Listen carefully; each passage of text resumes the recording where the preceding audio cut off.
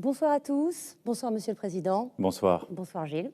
Bonsoir Anne-Sophie, bonsoir Monsieur le Président, bonsoir à tous. Bonsoir à vous. Je précise que nous venons à peine d'enlever nos masques à l'instant et que nous sommes chacun à 2 mètres l'un de l'autre, ce qui permet de ne pas prendre de risque de contamination. D'abord, Monsieur le Président, 8 mois après l'apparition de l'épidémie en France, les Français sont inquiets, ils sont parfois déboussolés par des injonctions qui semblent contradictoires.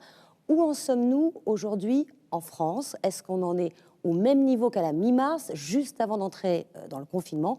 Est-ce qu'on a perdu le contrôle de l'épidémie? Bonsoir. Nous n'avons pas perdu le contrôle. Nous sommes dans une situation qui est préoccupante et qui justifie que nous ne soyons ni inactifs, ni dans la panique. Nous avons appris de la première vague.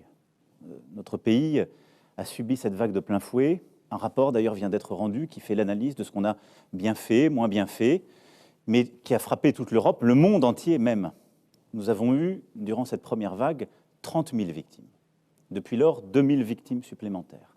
Et en effet, ce virus que nous connaissons maintenant depuis le début de l'année et qui nous frappe depuis 8 mois, revient. Nous sommes dans ce qu'on a souvent appelé cette deuxième vague. Et ça remonte partout en Europe. Au moment où nous nous parlons, l'Allemagne est en train de prendre aussi des mesures restrictives parce qu'elle a beaucoup de cas. Elle est 15 jours, 3 semaines derrière nous, mais dans une situation préoccupante. L'Espagne, les Pays-Bas sont aussi dans une situation très préoccupante, avec même plus de cas rapportés à leur population que nous, et ont pris ces derniers jours des mesures très restrictives. Donc le virus repart, recircule très vite partout en Europe et dans notre pays. Maintenant, je pense qu'il est important, dès le début de notre échange, et pour tous nos concitoyens, de dire exactement ce que nous savons de ce virus. On sait qu'il tue. L'OMS le rappelait ce matin, 0,6% des gens qui sont touchés, 32 000 victimes en France.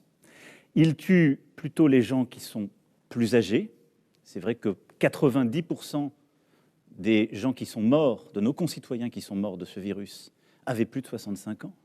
Il frappe plutôt celles et ceux qui ont aussi d'autres pathologies, un diabète, de l'hypertension, de l'obésité, mais on peut aussi ne rien avoir de tout cela et en mourir. Et il frappe de manière très injuste, encore plus dans les milieux les plus précaires, les plus pauvres. Mais une fois que j'ai dit ça, ce virus frappe toutes les catégories d'âge et il y a des formes très sévères à tous les âges. Au moment où je vous parle, nous y reviendrons, la moitié du nombre de Covid qui sont en réanimation ont moins de 65 ans. Au moment où je vous parle, nous avons des centaines de milliers de nos concitoyens qui ont eu ce virus, qui en sont sortis, qui sont en train de l'avoir, qui en sortiront, mais qui ont perdu l'odorat, le goût, qui auront des lésions, des poumons, parfois des conséquences cardiaques, gastriques, d'autres cérébrales, que nous ne comprenons pas parfaitement. Donc ce virus, il est dangereux et grave pour tout le monde. Maintenant, nous sommes aujourd'hui rentrés dans une phase où, en effet, il nous faut réagir. Nous mesurons chaque jour mieux. On fait entre 1,3 et 1,4 million de tests par semaine. Et en ce moment, nous avons 20 000 cas en moyenne par jour de plus. 20 000. Au moment où je vous parle, et depuis plusieurs jours, nous avons chaque jour 200 de nos concitoyens qui rentrent en réanimation. Aujourd'hui, 226. Et nous avons 32% de nos services de réanimation qui sont occupés par des concitoyens qui ont le Covid. Ce qui veut dire que nos services de réanimation sont aujourd'hui dans une situation de pression qui n'est pas soutenable. Et ce qui est important de comprendre, et je m'arrêterai là sur ce point, c'est que la différence entre le moment où je vous parle et ce qu'on a fait en mars-avril, c'est que nous avons appris, on sait comment il fonctionne, et le virus n'a pas décollé à ce point. Donc nous n'avons pas perdu le contrôle. Mais nos urgences, nos services hospitaliers sont dans une situation qui est plus préoccupante qu'alors. Pourquoi? Parce qu'alors, quand nous avons décidé le confinement, le virus était dans la région Grand Est et Île-de-France. Et comme on a tout fermé, il s'est très peu répandu. Et nous avons pu, vous vous en souvenez, répartir des centaines de patients. Et nous avons massivement déprogrammé, c'est-à-dire qu'on a arrêté de faire tout ce qui n'était pas indispensable pendant des semaines et des semaines. Donc on a libéré des places. Aujourd'hui, le virus est partout en France, donc il n'y a pas de réserve cachée de lits. Aujourd'hui, nos soignants sont très fatigués. à juste titre, parce qu'ils ont été au front pour la première vague. Ils ont ensuite dû reprogrammer tous les autres soins durant tout l'été, et il y a cette deuxième vague. Et donc, nous n'avons pas de lit en réserve, de lit caché. Et donc, c'est pour ça que nous devons prendre des mesures plus strictes pour justement reprendre pleinement le contrôle, pour reprendre votre formule. On reviendra dans un instant sur la situation des lits de réanimation. Les Français ont vécu de longues semaines de confinement, et face à cette vague qui semble inexorable et qui monte, vous aviez plusieurs options. Reconfiner tout le pays, reconfiner comme l'ont fait certains voisins européens une ville, une agglomération, ou instaurer un ou des couvre-feux. Il se dit depuis plusieurs jours que vous avez opté pour cette option-là, le couvre-feu. Est-ce que c'est le cas? Oui, mais je vais d'un mot vous expliquer d'abord pourquoi on agit tous et pourquoi on fait ça. On l'a dit, si on doit réagir, c'est qu'on doit freiner la diffusion du virus. D'abord pour protéger les autres, parfois nous-mêmes, ça dépend d'où on parle, mais les plus âgés, les plus vulnérables, les plus précaires. Premier objectif. Deuxièmement, on doit protéger notre système de santé, nos soignants. Et puis ensuite, je parle pour chacun de nos concitoyens qui nous écoutent ce soir, parce qu'on a entendu ces dernières semaines parfois certains dire « moi je ne suis pas concerné, non, ne m'enlevez pas ma liberté, si j'ai le droit d'être contaminé ». Ce n'est pas vrai, parce que nous sommes une nation de citoyens, on est tous liés les uns les autres. Et donc, même si je ne veux pas être altruiste, freiner le virus, c'est aussi protéger ma santé. Parce que si je ne le freine pas, demain, si j'ai autre chose, ma mère, mon père, ma sœur a autre chose, il n'y aura plus de place pour le soigner. Je protège mon emploi en faisant ça. Donc ça, c'est notre objectif. Et cet objectif, de manière très concrète, c'est freiner le virus, c'est faire que ces 20 000 nouveaux cas par jour, on va devoir les ramener à 3 à 5 000 cas par jour, parce que là, on peut maîtriser. C'est que ces 200 entrées en réanimation, on doit aussi fortement les réduire, pour au fond revenir à un niveau de nombre de cas Covid en réanimation qui est de l'ordre de 10 à 15% d'honoraires au maximum, parce que là, c'est soutenable. Donc, vous avez très bien dit, face à ça, il serait disproportionné de reconfiner le pays. Notre objectif, ça doit être de réduire les contacts privés qui sont les contacts les plus dangereux. C'est-à-dire les moments, un peu de relâchement, on va se retrouver avec des gens qui ne sont pas dans notre cellule familiale et où on va, ce qui est souvent des moments de convivialité, il faut bien le dire, c'est ça qui est cruel dans la gestion de cette maladie, des moments où on risque de s'infecter parce qu'on va être trop proches les uns des autres pendant une certaine durée. Et donc oui, ce qu'on appelle le couvre-feu est une mesure qui est pertinente. On en a vu la pertinence très concrètement en Guyane. C'est ce qu'on a fait en Guyane, ça a permis de ralentir les choses. Mais le ralentissement des contacts sociaux, c'est ce qui nous a permis d'être efficaces en Mayenne, c'est ce qui nous a permis d'être efficaces en Guadeloupe, qui a été très durement touchée et qui a réussi, qui est en train de réussir à réduire justement la circulation du virus. Et donc la décision que nous avons prise, c'est en effet un couvre-feu. Un couvre-feu qui va s'appliquer à la région Île-de-France, où le virus circule très activement, et à plusieurs métropoles, à 8 métropoles en plus de la région Île-de-France. Je les cite pour que ce soit clair pour tout le monde. Les métropoles, je dis bien, de Grenoble, Lille, Lyon, Aix-Marseille, Montpellier, Rouen, Saint-Étienne et Toulouse. L'ensemble des élus de ces métropoles ont été appelés, les préfets mobilisés pour organiser les choses. Ce couvre-feu, il se fera entre 21h et 6h du matin, et il commencera à partir de ce samedi 0h. Et il durera combien de temps? Écoutez, il durera, le gouvernement est en mesure de le décider pour 4 semaines. Nous irons devant le Parlement pour pouvoir essayer de le prolonger jusqu'au 1er décembre. L'analyse que nous faisons, c'est que si dans les 6 prochaines semaines, nous arrivons dans ces zones de circulation active à avoir les mesures qui ont été annoncées ces dernières semaines, parce que toutes ces métropoles ont été, pour certaines, à l'exception de Rouen, qui a eu une accélération ces derniers jours, ont déjà vu leurs bars être fermés et d'autres lieux déjà subir des contraintes. Si pendant 6 semaines, nous tenons ce couvre-feu, on est collectivement responsable justement d'un engagement collectif de réduction de ces contacts, à ce moment-là, nous pensons que nous pourrons progressivement réouvrir. Je suis très prudent parce que l'expérience nous enseigne qu'on ne maîtrise pas tout, qu'on ne sait pas tout dire. Mais 6 semaines, c'est le temps qui nous paraît utile. Je veux bien simplement qu'on comprenne l'objectif. L'objectif, c'est de pouvoir continuer à avoir une vie économique, à fonctionner, à travailler, à ce que les écoles, les lycées, les universités soient ouvertes et fonctionnent, à ce que nos concitoyens puissent travailler tout à fait normalement, à ce qu'il puisse y avoir évidemment une vie sociale, mais en réduire les aspérités. Et au fond, ce qu'on veut surtout attraper, si j'ose dire, à travers cette mesure de couvre-feu, c'est tout ce qui a fait progresser le virus dans ces régions, c'est-à-dire les rendez-vous, entre guillemets, privés, les parties, les anniversaires, les moments de convivialité, on se retrouvait à 50 et 60, des soirées festives, malheureusement, parce que ce sont des vecteurs d'accélération de ce virus. Pour être clair et concret, à 21h, dans toutes ces villes, ça doit faire 18-20 millions d'habitants, j'ai fait l'addition approximative. Parce que vous avez raison. Tous les cinémas, tous les théâtres, tous les restaurants, tous les bars sont vides. Tout le monde est chez soi ou sur le chemin du retour vers chez soi. Alors, ils fermeront en effet pour cette heure-là. Après, ça dépend. Je pense qu'il faut accompagner de beaucoup de bon sens tout cela et d'une gestion très locale. C'est-à-dire que, évidemment, tous ces établissements devront fermer à 21h. Et après, ça dépend de votre situation particulière. Si vous habitez à côté du restaurant, vous pouvez sortir à 21h et être chez vous. Si vous avez une demi-heure de transport, vous allez vous organiser pour le quitter à 20h30. Et puis après, il y aura aussi des éléments de concertation locale, parce qu'on voit bien que les situations sont très différentes. L'organisation de nos vies ne sont pas les mêmes à Grenoble, Rouen, Saint-Étienne ou Paris. Oui, 21h, c'est important parce qu'il y a des conséquences évidemment sur les restaurants, sur les bars, déjà très affectés par les précédentes mesures, sur les théâtres, sur les salles de spectacle.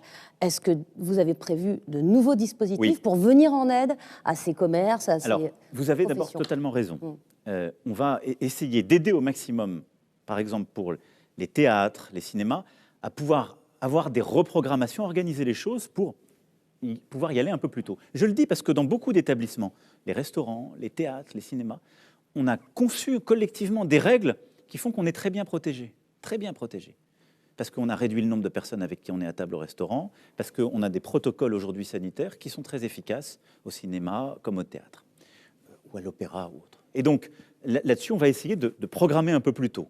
Il est sûr qu'il y aura des conséquences économiques pour ces secteurs. Il y a des restaurants qui vont fermer. Et donc, de manière très claire, par exemple à Paris, on sait très bien que si on demande ce couvre-feu à 21h, on a même des restaurants qui décideront de fermer. Donc je vais être très clair pendant ces 6 semaines. D'abord, on y reviendra sans doute quand on parlera d'économie, mais le chômage partiel à plein, c'est-à-dire 100% pour l'employeur, va être réactivé pour tous ces secteurs. Hôtellerie, café, restaurant, tourisme, événementiel, culture, sport. Bon. Donc 100%, 84%, jusqu'à 4,5 SMIC à 84% du net pour les salariés. Mais on prend en charge à 100% pour l'employeur. On a donné des délais nouveaux pour les prêts garantis par l'État. On peut décaler d'1 an le début du remboursement et on l'a échelonné sur 5 ans avec des taux très préférentiels qui ont été négociés. Et on pourra redemander les tranches supplémentaires auxquelles on a droit. Et puis, dès vendredi, dans chacune de ces métropoles, on va relancer une concertation locale avec tous les métiers qui sont concernés. Et nous allons améliorer la réponse économique avec tous ces professionnels. Je le dis, je pense en particulier à nos restaurateurs. Ils ont fait des efforts extraordinaires. Ils portent l'art de vivre à la française. Et c'est vrai que dans certains endroits, ils auront plus intérêt à fermer, ou ils devront fermer, parce que leurs charges fixes sont trop importantes. Comment on améliore alors et donc, justement leur aide ? Ça veut dire que très concrètement, on va mettre en place des dispositifs supplémentaires, parce que, de manière très claire, je ne veux pas que nos indépendants, nos TPE, nos PME, ferment, tombent en faillite à cause de ce couvre-feu, comme c'était à cause du confinement. La vie économique fait que dans certains secteurs, on sait les conséquences qu'on a. On le voit aujourd'hui avec certains cas dont on parle à juste titre beaucoup. Mais nous aurons des dispositifs de soutien supplémentaires. C'est-à-dire qu'on va améliorer l'accompagnement économique de tous ces secteurs dans les métropoles où le couvre-feu est installé, parce que pour certains, il faudra faire plus que ce qu'on a fait avec le fonds pour les indépendants ou avec les mécanismes que je viens de dire. Je rajoute un point, pour les indépendants, je le rappelle, on l'a étendu jusqu'à 50 salariés le mécanisme, on prend jusqu'à 60% du chiffre d'affaires et jusqu'à 10 000 euros. Donc ça, c'est France entière. On va devoir améliorer ce dispositif dans les métropoles. Aujourd'hui, un restaurateur à Paris qui a des loyers importants, qui a fait tous les efforts pour se conformer, s'il ne s'en sort pas en fermant à 21h, on l'accompagnera. Je voudrais qu'on revienne très concrètement aux restrictions de liberté individuelle qui vont nous être imposées. Va-t-il y avoir des exemptions, des exceptions ? J'ai compris que je ne pourrais pas me promener à 22h15 sans motif valables? Oui. Y aura-t-il des attestations, comme pendant le confinement? Y aura-t-il des applications sur téléphone portable? Comment ça va se passer? Oui, exactement, comme cela, Mais c'est-à-dire dès samedi matin 0 dès heure. samedi, donc c'est le travail qui sera fait dans les 2 Il va y jours avoir qui des viennent. attestations dès samedi. Demain, le Premier ministre avec les ministres feront une conférence de presse pour rentrer dans les détails, mais de manière très simple. Je l'ai dit, nous allons continuer à travailler. Notre économie en a besoin, notre société en a besoin, on en a besoin. Nos enfants ont besoin de continuer d'être à l'école. Je me félicite que nous ayons été parmi les premiers pays à rouvrir nos classes, qu'on ait réussi la rentrée scolaire, et je remercie nos enseignants qui ont fait un travail formidable. On doit continuer ça. On doit continuer de pouvoir aller au travail dans tous les secteurs, pour soigner, pour faire tourner notre industrie, nos services. Et notre pays a besoin de ça, moral, et puis pour financer le reste du modèle. Bon. Et donc, évidemment, pour toutes celles et ceux qui rentrent du travail après 21h, ou qui travaillent de nuit, qui travaillent plus tard, il y aura une autorisation.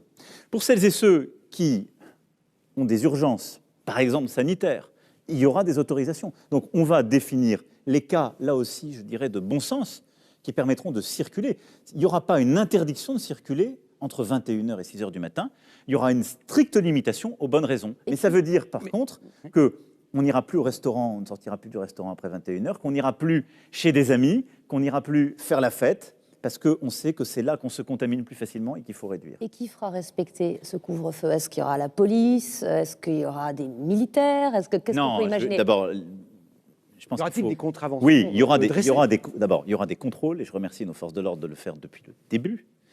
Et il y aura des amendes, comme il y en a déjà pour justement beaucoup d'infractions prévues. Combien, d'ailleurs? Donc ce sera une amende de 135 €, qui est celle qui prévaut pour aujourd'hui les masques ou les restrictions déjà quand il y en a qui sont observées, je le rappelle. Et je rappelle aussi qu'en cas de récidive, c'est 1 500 €. Parce qu'il ne faut jamais l'oublier, ça doit être dissuasif. Et on va mobiliser tous nos policiers. Et donc dans on va les rues. mobiliser de manière proportionnée, et ça aussi ce sera fait localement, pour le faire. Mais ce que j'espère aussi, ce que j'attends de chacun d'entre nous, c'est que, comme on l'a fait au moment du confinement, chacun soit conscient des risques et de l'enjeu. Vous savez, au moment du confinement, nous avons été l'une des nations qui a le mieux respecté cette décision. Elle était très difficile. Les Français ont été exemplaires, parce qu'ils ont compris que c'était pour protéger les plus fragiles, pour protéger nos soignants. Et nous l'avons respecté beaucoup mieux que dans d'autres pays. Les chiffres le montrent, le rapport d'évaluation que j'évoquais le dit très clairement. Et donc, moi, ce que j'attends de chacune et chacun d'entre nous, c'est que dans les zones où c'est décidé, on le fait à bon droit, parce qu'il y a des chiffres qui sont transparents, qu'on partage et qui sont là. On en a besoin. Et si on ne veut pas devoir prendre dans 15 jours, 3 semaines, 1 mois, des mesures plus dures, il faut le faire et le respecter. Et donc, moi, je crois encore plus à la responsabilité de chaque citoyen, mais bien évidemment, il y aura des contrôles. Et pourtant, le rapport que vous évoquez, il parle aussi d'infantilisation. Il vous reproche une certaine infantilisation. C'est pour ça que Et est-ce que le couvre-feu, c'est pas aussi ça? Nous essayons collectivement de nous améliorer. Je pense que nous devons tous, et je pense qu'on y reviendra pour la France entière, et c'est ce qu'on essaie de faire ces dernières semaines, nous sommes tous en quelque sorte les acteurs de cette bataille contre le virus et de notre réussite. Il y a certains endroits, si on veut aller beaucoup plus vite, être plus radicaux, on a besoin de règles communes. Et ça, c'est mettre des règles, c'est pas infantiliser, c'est juste de dire à des citoyennes et des citoyens responsables, voilà, on met des règles parce qu'on a besoin collectivement de s'y fixer, parce que sinon, on n'agira pas assez fortement. Et je le redis, tous nos voisins le font. Et des voisins qui sont... Aujourd'hui, en Allemagne, il doit y avoir 6 ou 7 000 cas par jour. On est à 20 000. L'Allemagne prend des mesures de ce type aujourd'hui. Elle est plus prudente et elle a moins de morts aussi. Mais donc, ça veut dire... Et on ne parle pas d'infantilisation. Donc, je ne pense pas que nous prenions des mesures qui sont disproportionnées. Je pense qu'on prend des mesures qui sont proportionnées au regard du risque qu'on voit. Après, le rapport d'évaluation montre aussi que, quand on se compare, la France, en mortalité, a bien tenu les choses. Parce que si on regarde sur 2-3 ans, les comparaisons qu'on a parfois fait entre la France et l'Allemagne ne sont pas si vraies qu'on le croit. Encore une question très pratique. Il y aura dans ces villes, dans ces agglomérations sous couvre-feu, autant de transports en commun? Je pourrais prendre un train de Lille à Paris qui arrive à Paris à 22h15. Il y aura autant de taxis, autant de VTC? Alors, il y aura... Vous allez mettre un peu l'offre de transport en commun, elle sera évidemment mobilisée, comme d'ailleurs nous l'avions fait aussi, même s'il y avait eu un petit peu de réduction pendant le confinement, mais elle continuera d'être mobilisée. Il n'y aura pas de restriction des transports. Premier point. C'est important parce qu'il y a des gens qui continueront à travailler la nuit ou en soirée ou le matin tôt, et parce qu'il doit y avoir des déplacements pour des bonnes raisons. Ensuite, nous n'avons pas décidé de réduire les déplacements entre les régions. Là aussi, c'est un choix, parce que je pense que, comme vous l'avez dit, c'est le choix de ne pas infantiliser, mais de responsabiliser. Alors, Et donc, ça veut dire qu'on n'empêche pas les gens de passer d'une région à l'autre, ou, d'ailleurs concrètement, de partir en vacances. Mais on va leur demander de respecter des règles de citoyenneté pendant les semaines et les mois qui viennent. ça, certains vont avoir du mal à le comprendre, parce que ces vacances de la Toussaint, c'est le moment des rassemblements familiaux, où les plus jeunes vont retrouver sans doute des grands-parents. Est-ce qu'il n'y a pas un danger, justement, à permettre ces vacances, à inciter même à prendre ces vacances de la Toussaint? C'est ce qu'a fait le secrétaire d'État au tourisme, alors qu'on est en pleine crise, alors que certains enfants viendront aussi de régions, de métropoles, où effectivement l'épidémie est à un très haut niveau. On sait que quand on est dans des espaces qui sont ouverts, on peut prendre l'air. On sait que quand on est justement dans des lieux où on peut sortir, on lutte plus efficacement contre le virus. Donc, demander aux gens de rester chez eux dans un appartement et de ne pas aller dans un lieu de vacances, honnêtement, ce serait disproportionné et parfois contre-intuitif. Donc en fait, on va soulager un peu les métropoles en permettant aussi pour aux partie. Et citadins d'ailleurs, d'aller en regardez, c'est un peu ce qu'on avait vécu au début du confinement. Est-ce que, pour autant, on a eu du virus qui s'est mis partout? Non.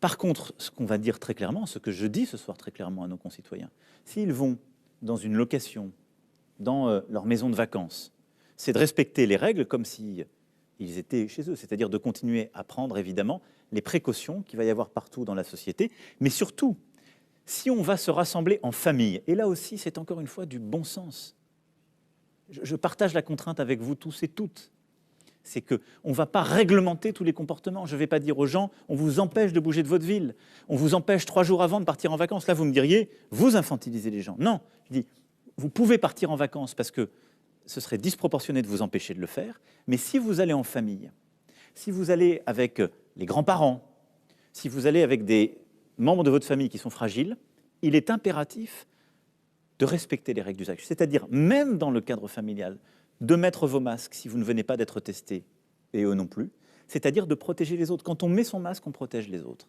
Et donc de mettre vos masques quand vous êtes à moins d'1 mètre, de garder au maximum les distances, et les promenades dehors, pour s'aérer, c'est une très bonne chose, mais se confiner, avoir des gestes, même d'affection, si je puis dire, sans aucune précaution, n'est pas adapté à la période que nous vivons. Mais vous n'allez pas généraliser le port du masque dans des départements, des régions où le virus circule peu? Alors, si on prend 2 pas de recul, là, on vient de dire ce que nous allons faire, sous réserve de vote du Parlement dans les 6 semaines à venir, dans les endroits où le virus circule le plus activement. Et donc, c'est ce fameux couvre-feu, avec l'accompagnement économique exceptionnel et le soutien, et en continuant à travailler, à vivre, et je le dis, c'est très important, j'insiste là-dessus, le travail va continuer dans toutes ces métropoles et ces régions, les associations vont continuer de fonctionner pour s'occuper des plus précaires, les services publics vont continuer à fonctionner, c'est indispensable. Dans le reste du pays, qu'est-ce qu'on doit faire? Nous devons, si je puis dire, nous remobiliser collectivement. Je sais qu'il y a beaucoup d'efforts qui ont été faits par nos concitoyens, mais je veux ici dire les règles qu'on va appliquer partout. Ces règles, ce sont des gestes simples, il faut les garder dans l'enceinte familiale et partout en France. Garder des distances, plus d'1 mètre. Évidemment, avec son conjoint, celles et ceux avec qui on vit toute la semaine et en permanence, il y a une proximité qui est là. Mais quand on est avec d'autres membres de la famille, des amis ou autres, garder cette distance d'1 mètre. Se laver régulièrement les mains avec le gel hydroalcoolique ou le savon. Porter au maximum un masque. Il y a des endroits où c'est obligatoire. Je ne reviens pas sur ces règles. Elles se sont installées maintenant localement. Il ne faut pas les changer. Par contre, au maximum, quand on est à l'intérieur, qu'on ne peut pas respecter ces règles, même dans des réunions privées, il faut mettre au maximum ce masque. Et c'est une forme de discipline, de réflexe qu'on doit prendre. C'est une recommandation que je fais là. Mais si on veut être précautionneux, réduire le risque pour soi et les autres, il vaut mieux le prendre, y compris en famille ou avec des amis. Et 4e règle, pas possible pour tout le monde, France entière, aérer régulièrement. Il faut aérer, les scientifiques nous disent, 10 minutes 3 fois par jour. Mais aérer de manière régulière. Il y a des protocoles qui sont faits d'ailleurs dans les écoles comme chez les professionnels de santé, c'est important. Et puis, une dernière règle, je dis ça parce qu'on a regardé ce qui marchait chez nos voisins, chez les autres, cette fameuse règle des 6. Au restaurant, on l'a dit, je remercie une fois encore nos restaurateurs, on a dit pas plus de 6 à table. Eh bien, au maximum, pour notre vie personnelle, il faut qu'on fasse ça. Si on est une famille de 7, 8, 9, 10, c'est évident, on continue à avoir une vie familiale normale. Là aussi, il faut avoir du bon sens. Et pas plus de 6 dans la Mais rue. on essaie, quand on invite des amis, de ne pas être plus de 6 à table. Et pas plus de 6 dans la rue non plus, par Et groupe on essaie d'amis. de ne pas se regrouper, voilà, à plus de 6. Cette règle des 6, qui est une règle de bon sens que chacun peut avoir, il faut essayer de se l'appliquer à soi-même, parce que c'est aussi quelque chose qui nous protège et qui va nous aider à freiner, France entière, tout cela. Et donc, vous voyez, partout sur le territoire, ces règles, elles ne relèvent pas, je rejoins ce que vous disiez, et qui est en effet un des enseignements, ce n'est pas des règles qu'on va mettre dans des décrets, des protocoles, partout. C'est des règles dont je voudrais que chaque citoyenne et citoyen se les approprie pleinement. Parce que ces réflexes, ils sont y compris les jeunes, parce que je parle des jeunes parce qu'on a l'impression quand même que le couvre-feu vise aussi une population jeune qui sort, qui fait la fête, qui a beaucoup d'interactions. Oui, mais enfin, est-ce que c'est dur d'avoir 20 ans en 2020. Oui. C'est dur. Donc je donnerai jamais de leçons à nos jeunes. Parce que ce sont ceux qui, honnêtement, vivent un sacrifice terrible.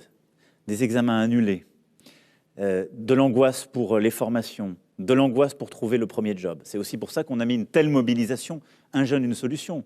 Je rappelle que nous avons créé des nouvelles formations, on a justement réouvert des places pour que des jeunes puissent rester, refaire des formations en faculté, comme en CFA, comme dans des écoles post-bac. On a développé l'apprentissage massivement en accompagnant les entreprises pour qu'elles puissent leur donner des places en apprentissage, et les chiffres se tiennent à peu près dans cette rentrée. Et donc, en payant beaucoup plus, en compensant l'employeur pour que les jeunes puissent trouver leur place, donc on fera tout pour nos jeunes. Mais c'est normal, quand on est jeune, on fait la fête, on a des amis. Et donc, je culpabiliserai personne. Non, mais je voudrais qu'ils comprennent pendant quelques semaines et quelques mois que je ne leur demande pas d'avoir moins d'amis. On va devoir faire un peu d'effort, c'est-à-dire se voir moins nombreux en même temps. Et essayer aussi d'avoir cette règle, de se protéger les uns les autres. Et donc, je sais que c'est un effort énorme. Mais au fond, le pari que nous faisons maintenant, c'est, je partage avec vous toutes les informations que j'ai, la contrainte.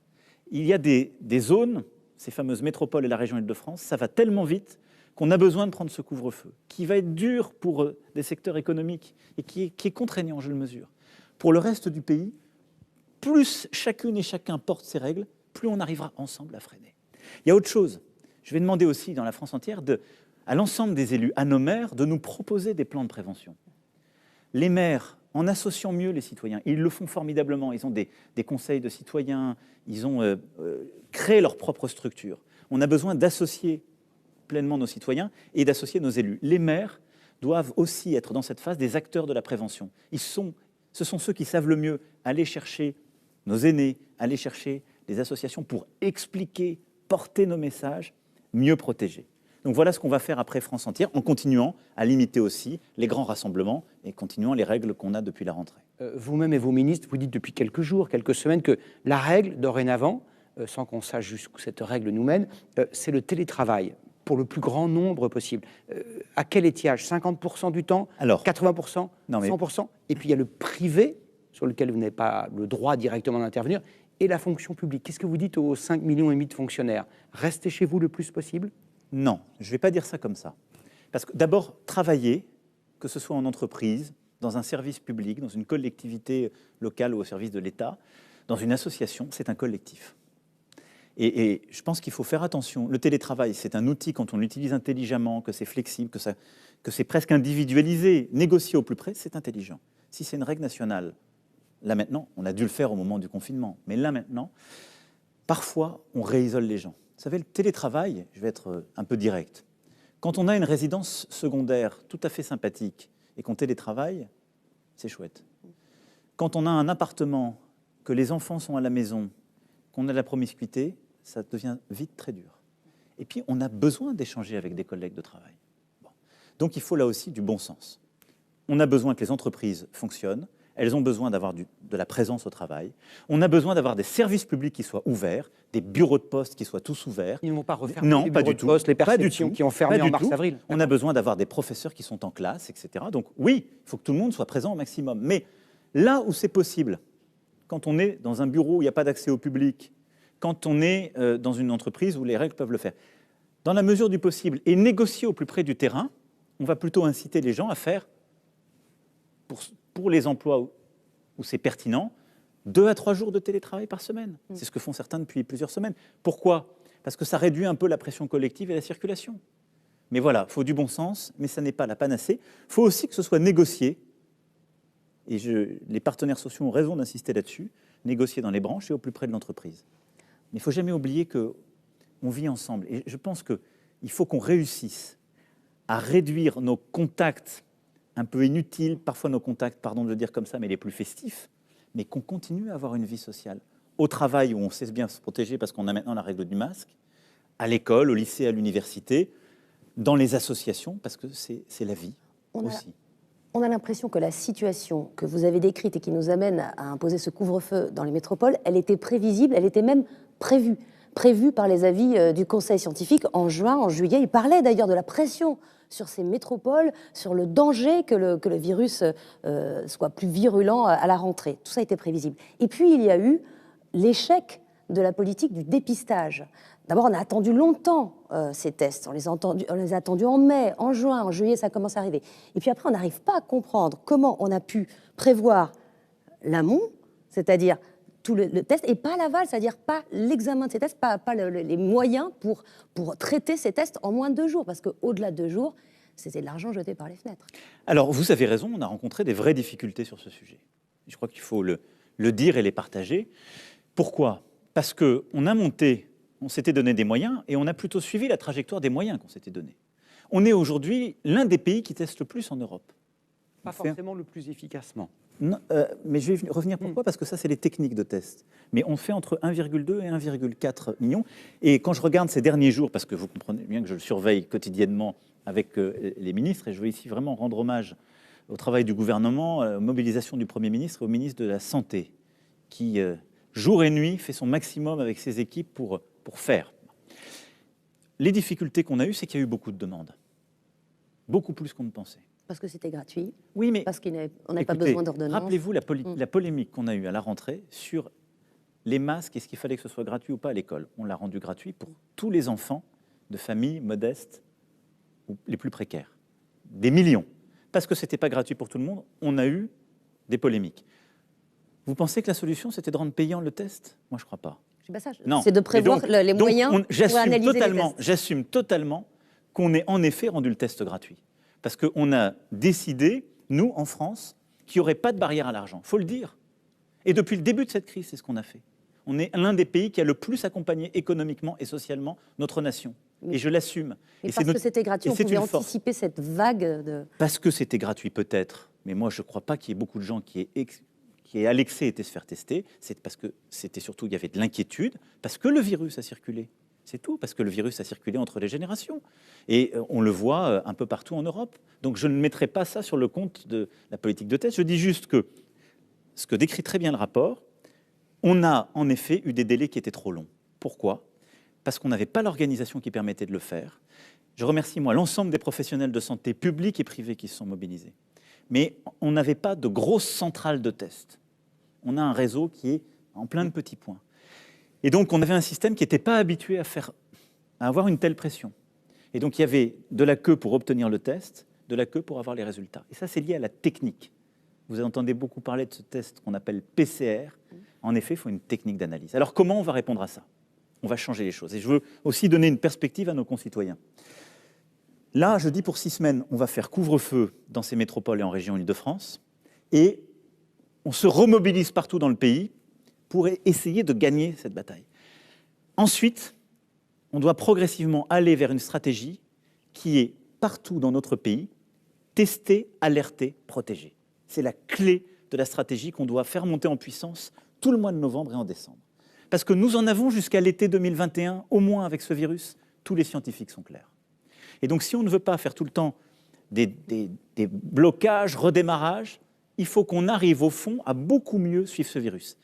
C'est pour ça que je vous dis qu'il faut qu'on réussisse à baisser le nombre de contaminations jour, plutôt à 3 000, 5 000 cas qu'à 20 000 comme on est aujourd'hui. Et donc, premier pilier, tester.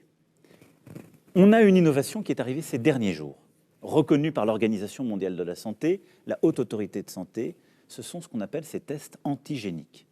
Il va toujours falloir faire ce fameux prélèvement, ou dans le nez ou dans la bouche, avec ce fameux écouvillon. Tout le monde est devenu expert de ce sujet. Mais c'est en 15 à 30 minutes qu'on a le résultat. Ça change beaucoup de choses. On pourra aussi le faire dans les pharmacies, dans différents points. Donc ça, on aura plus de points d'appui, pas simplement dans des laboratoires. Ça va être un vrai changement. Ensuite, on développe des techniques pour analyser beaucoup plus vite, plus de tests ensemble, avec le mode PCR. Et puis, on continue à innover, pas qu'en France, partout dans le monde, pour aller vers des autotests où, sur la base de votre salive, parfois de votre sang, vous pourrez vous autotester. On est habitué à le faire avec les tests de grossesse ou d'autres tests. Et donc, nous allons rentrer dans une stratégie qu'on va déployer là pendant les prochaines semaines, où on va pouvoir réduire encore drastiquement les délais. Et donc, dès qu'on a une hésitation, qu'on est cas contact, qu'on est symptomatique ou qu'on a un doute, on pourra se faire tester, on aura la réponse rapidement. Deuxième pilier, l'alerte.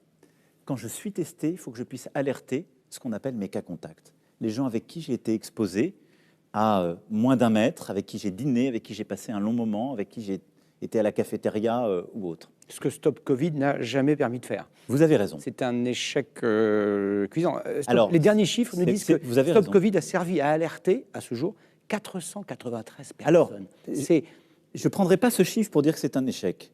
Ça n'a pas marché. C'est-à-dire que c'est surtout, ça a été beaucoup moins téléchargé que tous nos voisins. 2,5 millions de personnes à peu près. Les Britanniques, les Allemands ont beaucoup plus de téléchargements. On n'a pas réussi. Mais quand je regarde nos voisins aujourd'hui, et les cas qui ont été identifiés par une telle application, même en Allemagne ou en Angleterre, très peu. Donc, personne n'a réussi à faire de l'application un vrai outil d'alerte.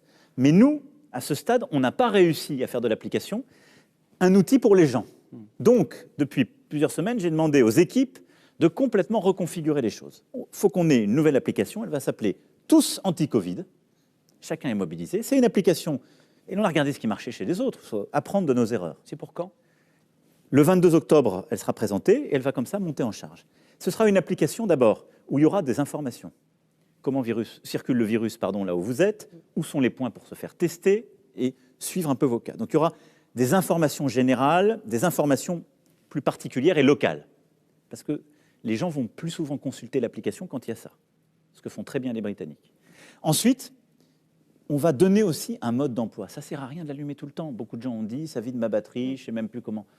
Je ne suis pas sur Bluetooth, ça ne marche pas, etc. On va donner un mode d'emploi très clair et on va dire aux gens, quand vous allez au restaurant, quand vous allez, dès qu'on pourra les réouvrir dans les zones concernées, au bar, quand vous allez chez des amis, au fond, à chaque fois que je suis dans un moment où je suis exposé à d'autres gens qui ne vont pas avoir de masque, où il y a un élément de risque, on allume justement le Tous Anti-Covid.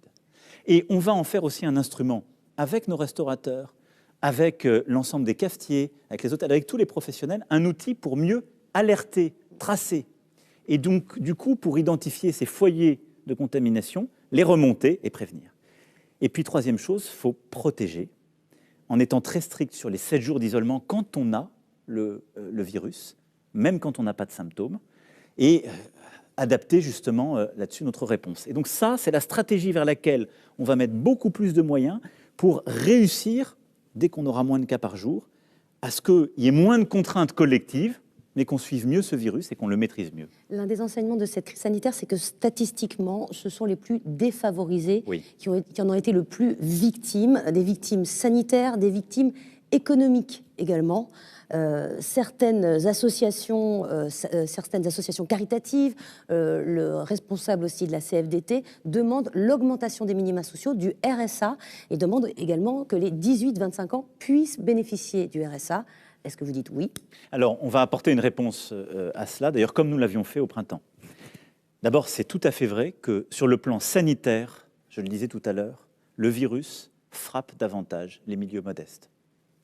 Parce qu'on vit dans des appartements plus petits, parce que souvent, on vit entre générations, beaucoup plus que quand on a les moyens d'avoir un appartement dès qu'on est ado ou adulte. La deuxième chose, c'est que sur le plan économique et social, cette crise, elle est aussi inégalitaire. Pourquoi ? Parce que les emplois qui ont été détruits, ce sont surtout les emplois en CDD et en intérim, c'est-à-dire des plus précaires. Et donc c'est aussi pour ça que j'assume la force de la réponse économique que nous avons eue. Et là, le rapport aussi le dit très clairement, nous sommes sans doute le pays d'Europe qui a été le plus fort sur ce sujet, qui a le plus investi, 460 milliards d'euros. Et nous allons continuer de le faire, comme je l'ai dit, de manière exceptionnelle. Mais en effet, les plus précaires qui tombent dans la pauvreté, on doit avoir une réponse. Et donc ce que nous allons faire, parce que c'est le dispositif le plus large et le plus efficace, c'est pour les bénéficiaires du RSA et des APL, ce qui touche du coup tous les jeunes, là aussi très largement, les 18-25 ans, d'avoir une aide exceptionnelle, là, pendant ces 6 semaines qui viennent, de 150 € plus 100 € par enfant. La même chose que ce qu'on a fait, justement, au printemps. Ce qui permettra d'aller entre 100 et 450 €, ce qui est plus qu'une revalorisation. Mais moi, je tiens aussi à une chose, c'est qu'on ne perde pas nos fondamentaux. Nos fondamentaux, c'est la lutte contre la pauvreté par le retour à l'activité et le travail.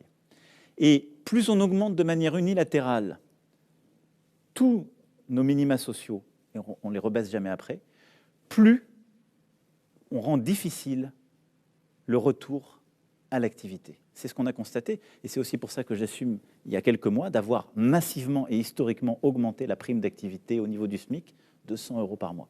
Et donc je préfère cette aide exceptionnelle massive, comparable à ce que nous avons fait au printemps, plutôt qu'une transformation de nos minima sociaux. Quand on parle de minima sociaux, je veux quand même aussi ici redire que le minimum vieillesse et l'allocation adulte handicapé ont, depuis le début de ce quinquennat, eu une augmentation historique, près de 100 € par mois. Monsieur le Président, il nous reste juste quelques instants. Je vais vous poser une question qui tombe sous le sens, j'imagine, pour de nombreux Français. La description de ce que vous nous faites, de l'avenir, du virus qui va durer sans doute jusqu'à l'été prochain, de plusieurs villes, 20 millions d'habitants qui vont être un petit peu quand même sous cloche de 21 h à 6 h du matin, c'est assez sombre. Est-ce qu'il y a une raison d'espérer qu'on ait 20 ans, 65 ans ou plus? Il y a énormément de raisons d'espérer si on est lucide, collectif, uni. Lucide, c'est-à-dire que moi, je veille à ce que l'information soit transparente et partagée. Je crois qu'on est le premier pays au monde à avoir demandé un rapport d'évaluation de la première phase. Il a été rendu public. Les données sanitaires, on les partage comme les données économiques tout le temps. Je pense qu'il faut, dans le pays des Lumières et de Pasteur, qu'on arrête d'avoir des espèces de débats permanents sur les faits ou la vérité scientifique. Il y a un conseil scientifique qui joue un rôle essentiel. Il va d'ailleurs être pérennisé. Je remercie ses membres. Mais voilà, on a quelques certitudes, il faut s'en donner aux faits et pas dire chaque jour « ceci n'est rien, on peut faire comme ça ». Donc, si on se base sur les faits, on peut dire « c'est grave, c'est sérieux », mais se mobiliser. La raison d'espérer, je vais vous dire, c'est que nous sommes en train de réapprendre à être pleinement une nation. C'est-à-dire qu'on s'était progressivement habitué à être une société d'individus libres. Nous sommes une nation de citoyens solidaires.